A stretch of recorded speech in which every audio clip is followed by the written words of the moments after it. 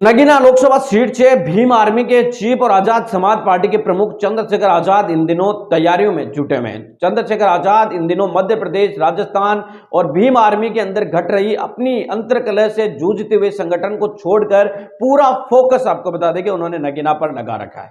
चंद्रशेखर आजाद इन दिनों ना मध्य प्रदेश में ध्यान दे रहे हैं, ना राजस्थान में। जगह जगह संगठन के अंदर दो गुट होने और सार्वजनिक तौर पर सोशल मीडिया पर बड़े पदाधिकारियों के द्वारा गंभीर आरोप लगाने के बावजूद भी चंद्रशेखर आजाद उन चीजों पर ध्यान नहीं देते हुए पूरा फोकस है वो नगीना पर कर रखे हैं। अब हम बात करेंगे आज की नगीना में आखिर क्या चंद्रशेखर आजाद के लिए रास्ता इतना आसान है? क्या चंद्रशेखर आजाद नगीना की सीट से चुनाव जीत पाएंगे? और जीत पाएंगे तो करीब 5.5 से 6 लाख वोट कहां से लेकर आएंगे और किस तरीके से मिलेंगे? इन चीजों को समझने के लिए हमें देखना होगा पिछले 3 चुनाव, क्योंकि नगीना में अभी तक 3 सांसद बने और पिछले 3 सांसदों का जो ट्रैक रिकॉर्ड है कि वोट प्रतिशत के हिसाब से किसको कितने वोट मिले और कितने वोट लाने पर है वो चुनाव जीता जा सकता है और कितना वोट प्रतिशत है वो भी चंद्रशेखर आजाद को चाहिए और कैसे वो वोट मिल सकता है। इन चीजों को समझने के लिए हमने एक चीज देखने की कोशिश की, तो हम आंकड़ा आपके स्क्रीन पर देख पा रहे हैं 2019 का।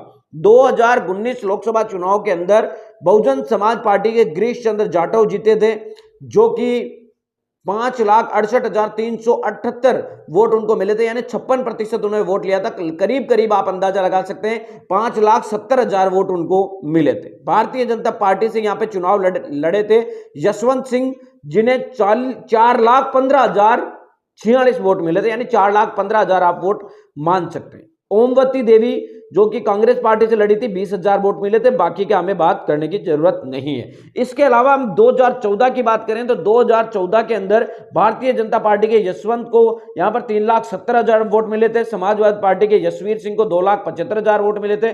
बीएसपी के गिरीश चंद्र ही उस समय चुनाव लड़े थे, उनको 2,45,000 वोट मिले थे। इसके अलावा अगर बात 2009 के चुनाव की करें तो 2009 में यशवीर सिंह समाजवादी पार्टी के जीते थे, उन्हें 2,34,000 वोट मिले।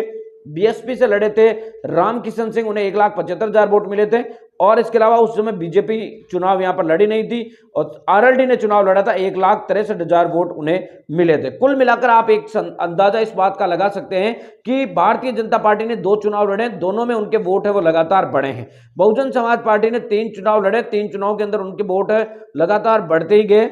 और समाजवादी पार्टी ने 2 चुनाव लड़े, जिनमें एक उन्होंने जीता है, एक के अंदर उन्होंने बहुजन समाज पार्टी को यह सीट दे दी थी। हालांकि दोनों चुनाव में उनके वोट भी बढ़े हैं। कुल मिलाकर यहां पर अगर देखने की कोशिश करें तो आज की तारीख में सपा और बसपा ने चुनाव लड़ा 2019 का मिलकर। और 2014 के अगर चुनाव नतीजों को देखें तो बीएसपी और समाजवादी पार्टी को करीब 2.5 लाख वोट है वो मिले थे। और दोनों के अगर वोट आप मिलाएंगे तो 5 लाख से ऊपर होते हैं। और उसी तरीके का आंकड़ा 2019 के चुनाव में आया था, जब सपा बसपा ने मिलकर चुनाव यहां पर लड़ा था। 5,70,000 वोट है वो सपा बसपा के गठबंधन को मिला और बीएसपी का कैंडिडेट यहां पर जीत गया था। लेकिन भारतीय जनता पार्टी का यहां पर जो है वोट प्रतिशत बढ़ा, 2014 से ज्यादा वोट मिले थे भारतीय जनता पार्टी को। अब ऐसे में देखने की दिलचस्प बात यह है कि भारतीय जनता पार्टी के पास 4.5 से 5 लाख वोट है वो उनके कन्फर्म है।